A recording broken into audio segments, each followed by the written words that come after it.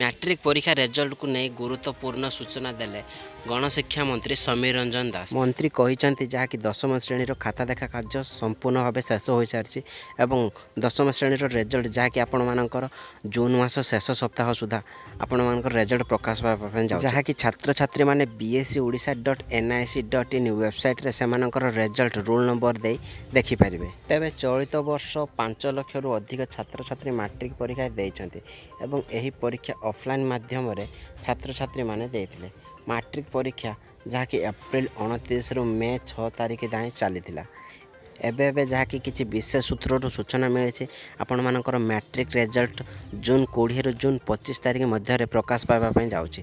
जदि आपण मानकर कहीं मैट्रिक परीक्षा देइछन्ति ताहले आपण माने रिजल्ट को अनै बसिछन ताहले आपणकर जून 20 रु जून 25 तारिख मध्य रेजल्ट प्रकाश पाइबा जाऊँगी।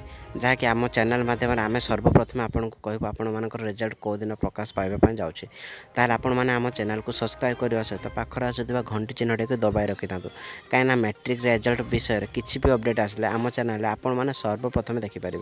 तो दर्शक बंधु यही किसी छोटिया इनफर्मेशन आशा कर भिडियोटी आपण भल लगी जदि